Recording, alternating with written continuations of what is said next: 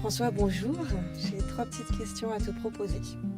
Nous sommes les dernières générations à être nées et à avoir grandi sans Internet, sans la robotisation massive, sans l'intelligence artificielle, pour ne pas la citer. Quelle est selon toi la définition d'être un humain? Hmm, D'être un humain, c'est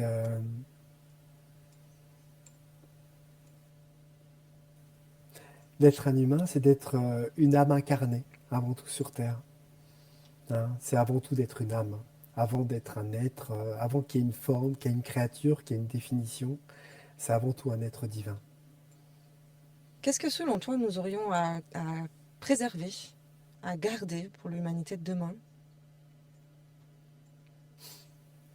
Et justement, tu as dit le mot, notre humanité, hein. Qu'est-ce qu'on y met dedans, ce gros mot? Bah, en fait, la chose, c'est que je pense que ce qui est humain en nous, c'est notre cœur, en fait, c'est notre âme. C'est notre lien, en fait, à cette humanité empathique, bienveillante, tu vois, vis-à-vis de l'autre. Et je pense que ce qui aujourd'hui, justement, déshumanise, c'est tout ce qui est, justement, individualiste, hein. Tout ce qui tente de mettre au profit, tu vois, de l'argent, du pouvoir, on va dire, de rendre un homme mécanique, de rendre l'homme comme une machine. Parce qu'aujourd'hui, le monde devient quelque chose au service de quelque chose de complètement abstrait, aux mains de certains, entre guillemets. Et je pense que serait en tout cas véritablement la plus belle chose, ce serait ce basculement, qu'il y a une vraie prise de conscience et que quelque chose se diffuse, une lumière, un divin se diffuse dans l'être, dans l'humain, pour rendre en tout cas une qualité humaine à chacun, euh, pour le monde tout simplement. Et du coup, quelle serait la plus grande menace pour cette humanité, selon toi? Euh, je pense que la plus grande menace, hein, ne serait pas forcément liée à la forme ou aux conséquences.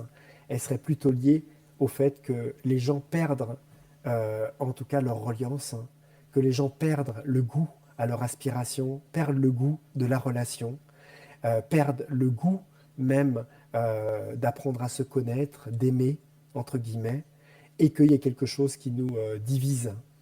Voilà, la division, la peur, et je pense que c'est les pires choses, entre guillemets, qui pourraient faire que l'éclaircie en fait, de l'être ne pénètre plus, en tout cas les consciences. Chose qui pour moi ne serait-ce qu'un stade, parce que je pense que toute chose qui se passe sur cette terre a une raison, et que si on sombre dans la lumière, enfin, si on sombre, non, comment dire, C'est intéressant, je dis on sombre dans la lumière, mais en fait c'était un lapsus intéressant parce que fondamentalement, l'ombre est un manque de lumière et l'ombre n'a pas de source de lumière. Il y a aucune source de l'ombre en fait. Il n'y a rien. L'ombre n'est qu'une. Voilà, tu peux pas appuyer. Les scientifiques auraient adoré récupérer ça. Une lampe où tu mets l'ombre. Tu sais, tu appuies sur un interrupteur et hop, il fait nuit dans une pièce. C'est pas possible. On est obligé d'obstruer la lumière. C'est la seule chose qu'on a trouvée pour pouvoir avoir de l'ombre. Donc la chose, c'est que au-delà de ça, il y a de la lumière en fait.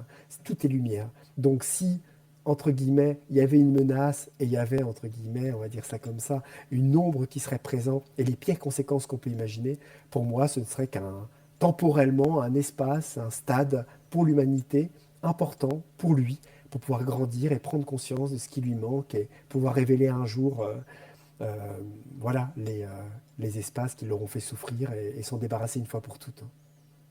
De l'ombre naît la lumière? Et, euh, oui, on peut dire ça. C'est possible. Merci beaucoup.